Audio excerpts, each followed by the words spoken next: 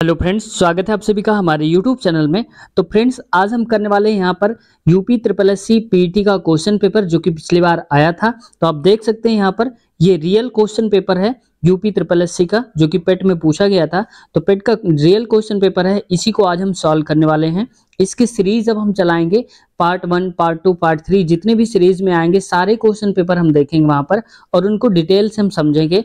और ये भी बात करेंगे कि किस किस टॉपिक से जो क्वेश्चंस हैं वो रिपीट होने के चांसेस हैं, क्योंकि कई बार क्या होता है कि जो क्वेश्चंस होते हैं प्रीवियस ईयर के वो डिट्टो रिपीट हो जाते हैं। और किसी भी एग्जाम के लिए सबसे महत्वपूर्ण होता है कि उसका प्रीवियस ईयर का जो क्वेश्चन पेपर है उसको अगर हम सॉल्व कर लेते हैं तो एक आइडिया हमें लग जाता है। तो इसी क्रम में आज हम शुरू करने वाले हैं। तो फ्रेंड्स, अगर आप चैनल पर नए हैं तो आपसे रिक्वेस्ट है चैनल को सब्सक्राइब जरूर कर लें और बेल आइकन दबाना बिल्कुल भी मत भूलें। तो उम्मीद है आपने सब्सक्राइब कर लिया होगा। और आइए शुरुआत करते हैं आज की इस वीडियो की। तो फ्रेंड्स देखो, अगर आप कहेंगे कि 1 नंबर से आप क्यों नहीं करा रहे हैं, तो देखो 1 नंबर से इसलिए नहीं करा रहे हैं क्योंकि हमें पहले पोर्शन जो हमारा है कंप्लीट करना है, हिस्ट्री, ज्योग्राफी वगैरह का। कि पहला नंबर यहाँ पर दिया है मैथ का, ठीक है। तो मैथ का जो हम करेंगे वो बाद में करेंगे। अगर इस पार्ट में नहीं भी आ पाया तो पार्ट नंबर 2 करेंगे, उसमें उसको हम कवर कर लेंगे, ठीक है। तो आप क्वेश्चन नंबर पे मत जाइएगा, यहाँ से हम अपने क्वेश्चन को देखते हैं यहाँ पर। तो देखो आज का हमारा क्वेश्चन है, यहाँ पर लिखा हुआ है, मैं थोड़ा सा इसको बड़ा कर देता हूँ। अब देखो फ्रेंड्स, यहाँ पर क्वेश्चन लिखा हुआ है, निम्नलिखित में से किस युग में तांबे का पहली बार उपयोग किया गया था। तो तांबे का किया गया था ताम्र पाषाण युग में, ठीक है। तो आप यहाँ पर टिक करेंगे, ऑप्शन नंबर बी करेक्ट हो जाएगा। अगला क्वेश्चन है आज का 74 नंबर, और इसमें बोला जा रहा है निम्नलिखित में से किस स्थान पर प्रथम बौद्ध संगीत का आयोजन किया गया था। तो ये किया गया था राजगीर में, ठीक है। राजगीर कहाँ पड़ता है, किस स्टेट में पड़ता है, ये आपको कमेंट सेक्शन में बताना है। अगला क्वेश्चन है फ्रेंड्स आज का हमारा 75 नंबर, इसमें बोला जा रहा है निम्नलिखित में से कौन सा व्यक्ति है जिनका नाम प्रियदर्शी भी था। तो वो कौन थे, तो वहां पर थे मौर्य सम्राट अशोक जो थे, यानी कि ऑप्शन नंबर बी हमारा करेक्ट हो जाएगा। इसमें बोला जा रहा है जब ईस्ट इंडिया कंपनी की स्थापना हुई तब भारत पर निम्नलिखित में से किसका शासक था। तो शासन किसका था, यहाँ पर मुगल सम्राटों का शासन था। अगला क्वेश्चन है यहाँ पर 77 नंबर, भूदान ग्रामदान आंदोलन निम्न में से किसके द्वारा शुरू किया गया था। ये फ्रेंड्स बहुत इंपॉर्टेंट क्वेश्चन है, इसमें आप स्टार लगाकर लिख लीजिए क्योंकि कई बार क्वेश्चन आ चुका है। तो इसका ऑप्शन हो जाएगा भूदान को शुरुआत किसने करी थी, विनोबा भावे, यानी कि ऑप्शन नंबर ए। अगला क्वेश्चन है आज का 78 नंबर, इसमें बोला जा रहा है 78 नंबर पे दांडी नामक यात्रा के दौरान निम्नलिखित में से किस सामाजिक कार्यकर्ता ने गांधी जी को आंदोलन को केवल पुरुषों तक सीमित न रखने के लिए राजी किया था। मतलब गांधी जी ने देखो जब दांडी यात्रा शुरू करी थी तो उन्होंने कहा था कि सिर्फ पुरुष जाएंगे वहां पर, इस यात्रा में सम्मिलित होंगे।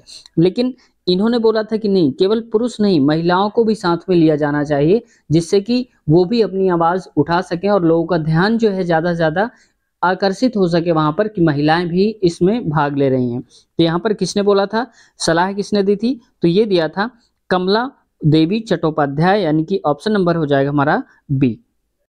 अगला क्वेश्चन है फ्रेंड्स आज का हमारा 79 नंबर, राष्ट्रवाद की पहली स्पष्ट अभिव्यक्ति निम्नलिखित में से किस क्रांति के साथ हुई थी। तो ये हुई थी यहाँ पर फ्रांसीसी क्रांति, ऑप्शन नंबर डी। अगला क्वेश्चन है आज का हमारा 80 नंबर, और 80 नंबर पे बोला जा रहा है भारत सरकार के निम्नलिखित में से किस अधिनियम के कारण बंबई से सिंध प्रांत का निर्माण हुआ था। यानी कि जो सिंध प्रांत का निर्माण हुआ था किस अधिनियम के तहत हुआ था। तो ये हुआ था भारत सरकार अधिनियम 1935, यानी कि ऑप्शन नंबर हो जाएगा हमारा डी नंबर, क्योंकि ऐसे question ditto same to same repeat होने के चांसेस बहुत ज्यादा रहते हैं। अब फ्रेंड्स देखो ये वाला जो क्वेश्चन है ये तो हर बार आपको मिलता होगा।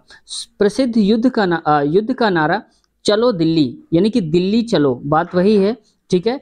किसने दिया था, तो ये किसने दिया था, ऑप्शन नंबर हो जाएगा हमारा बी, यानी कि सुभाष चंद्र बोस ने दिया हुआ था ये स्लोगन।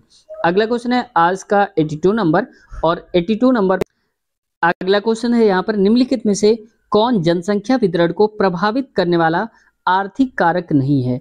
यानी कि कौन है जो कि जनसंख्या वितरण को प्रभावित नहीं करता है और वो आर्थिक कारण है। तो आर्थिक कारण का मतलब है यहाँ पर कि पानी की उपलब्धता, यानी कि ऑप्शन नंबर हो जाएगा हमारा 4D नंबर।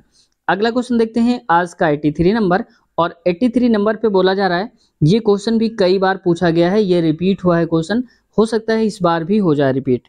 तो देखो इसमें बोला जा रहा है विश्व की सबसे ऊंची चोटी माउंट एवरेस्ट के बीच स्थित है, यानी कि माउंट एवरेस्ट जो चोटी है वो कहाँ पर स्थित है, तो आप जानते हैं ये है ऑप्शन नंबर सी, यानी कि नेपाल और तिब्बत के बीच स्थित है ये जो चोटी है।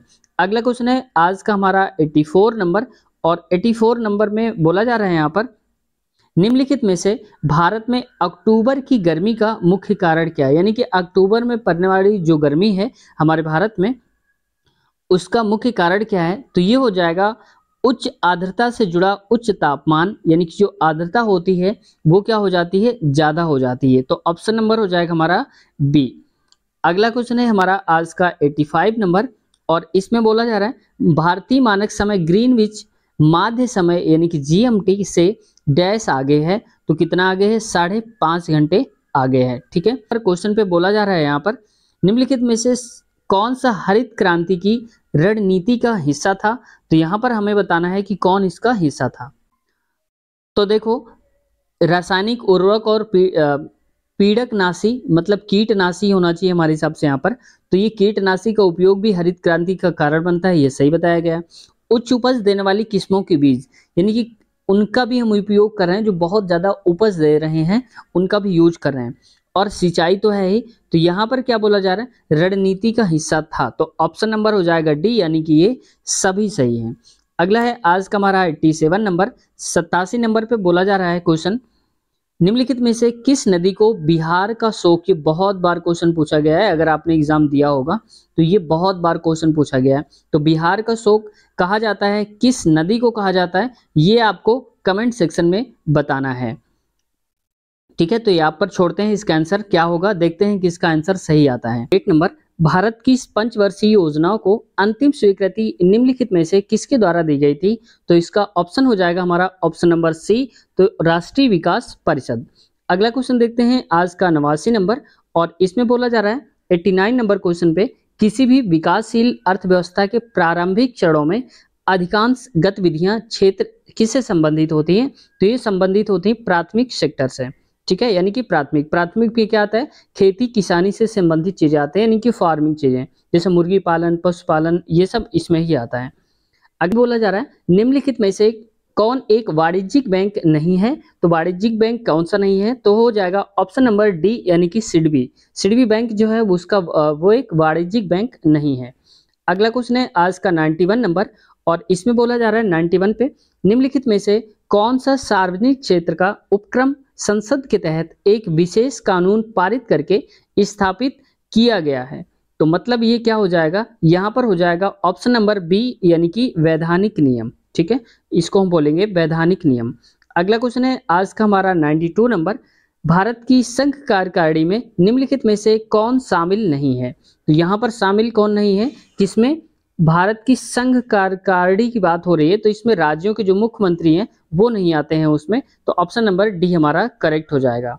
अगला, निम्नलिखित में से कौन सा अनुच्छेद भारतीय संविधान में सर्वोच्च न्यायालय की स्थापना और गठन के बारे में है, तो यहाँ पर हम कहेंगे कि ये ऐसा अनुच्छेद है जो कि संविधान में सर्वोच्च न्यायालय की स्थापना के बारे में बताता है, ऑप्शन नंबर हो जाएगा डी, यानी कि 124 अनुच्छेद नंबर। अगला क्वेश्चन है आज का 94 नंबर, और इस पे बोला जा रहा है 94 नंबर पे डैश मतलब यहाँ फिल करना है, के पास मौलिक अधिकार को लागू करने की शक्ति होती है, तो मौलिक अधिकार को लागू करने की शक्ति क्या होती है, या तो सर्वोच्च न्यायालय के पास होती है और उच्च न्यायालय के पास होती है। ठीक है, तो ऑप्शन नंबर हो जाएगा हमारा ए। अगला क्वेश्चन है आज का हमारा 95 नंबर, और इसमें बोला जा रहा है क्वेश्चन 95 नंबर पे भारत में राष्ट्रीय मानव अधिकार आयोग निम्नलिखित में से किस मंत्रालय के अधीन आता है, तो यहाँ पर बताना है कौन से मंत्रालय के अधीन है, कौन, राष्ट्रीय मानव अधिकार, तो ये हो जाएगा यहाँ पर ऑप्शन नंबर ए, गृह मंत्रालय। तो आप याद रखेंगे कि राष्ट्रीय मानव अधिकार जो है वो गृह मंत्रालय के अंतर्गत आता है। अगला क्वेश्चन है 96, और इसमें बोला जा रहा है निम्नलिखित में से किसी केंद्र शासित प्रदेश में उच्च न्यायालय स्थापित करने का अधिकार होता है, तो यहाँ पर देखो अगर उच्च न्यायालय की हम बात करें कि उच्च न्यायालय को बनाने का जो अधिकार है वो किसके पास होता है, तो देखो यहाँ पर होता है ऑप्शन नंबर बी, संसद के पास होता है, यानी कि संसद में कोई बिल पारित हो जाता है तो वो बन जाता है कानून। तो यहाँ पर उच्च न्यायालय की अगर स्थापना करनी है तो यहाँ पर कौन कहेगा, संसद। ठीक है, बहुमत होता है वहां पर जिस चीज का वही माना जाता है। निम्नलिखित में से कौन सा वनस्पति रेशा नहीं है? तो वनस्पति रेशा कौन सा नहीं है? तो ये हो जाएगा हमारा ऑप्शन नंबर सी, नायलॉन। यानी कि जूट जो है वो भी पेड़ों से बनता है, कॉटन भी उससे बनता है, फ्लैक्स जो भी है उससे रेशे बनता है यानी कि पौधे से, लेकिन नायलॉन जो है वो पेड़ पौधों से नहीं बनता है। तो वनस्पति रेशा नहीं है, कौन सा नहीं है? नायलॉन नहीं है। अगला क्वेश्चन देखते हैं, आज का हमारा 98 नंबर क्वेश्चन है और 98 नंबर क्वेश्चन पे बोला जा रहा है यहाँ पर, तारों का रंग निम्नलिखित में से किस पर निर्भर करता है? तो देखो तारों का रंग जो है वो निर्भर करता है किसमें? ताप, यानी कि उसके तापक्रम के बारे में बताता है। ठीक है, कोई भी रंग है जिसका कोई भी ग्रह है, कोई भी तारा है, उसका जो रंग है उसके तापक्रम पर निर्भर करता है। ठीक है, खासकर जो तारे होते हैं। अगला क्वेश्चन है आज का 99 नंबर, निम्नलिखित में से कौन सी गैस ग्लोबल वार्मिंग के लिए जिम्मेदार है? तो ग्लोबल वार्मिंग का जो मेन जिम्मेदार है वो कौन सी गैस है? ग्रीन हाउस गैस है। जो ग्रीन हाउस गैस है वो इसका जिम्मेदार है। अगला है आज का लास्ट क्वेश्चन यानी कि 100 नंबर, और इसमें बोला जा रहा है 100वां नंबर पे, निमोनिया मानव शरीर के निम्नलिखित में से किस अंग को प्रभावित करता है? तो यहाँ पर हो जाएगा ऑप्शन नंबर बी यानी कि फेफड़ा। तो निमोनिया रोग जो होता है वो फेफड़े को प्रभावित करता है। अब आपको सिर्फ इतना ही नहीं पढ़ लेना है, अब आपको ऐसे यहाँ पर अंदाजा लगा लेना है कि निमोनिया यानी कि कोई रोग आया है, तो रोग और उससे संबंधित जो अंग है यानी कि किस अंग को कौन सा रोग प्रभावित करता है, ये आपको एक बार रिवाइज कर लेना है। इस क्वेश्चन को लगाने का तात्पर्य यही था। तो उम्मीद है आज की वीडियो पसंद आई होगी। अगर आप चैनल पर नए हैं तो आपसे रिक्वेस्ट है चैनल को सब्सक्राइब करना बिल्कुल भी मत भूलें। और हाँ, अगर कोई क्वेरी है आपकी तो आप कमेंट सेक्शन में ज़रूर बताएं। मिलते हैं नेक्स्ट वीडियो में। Take care, bye bye.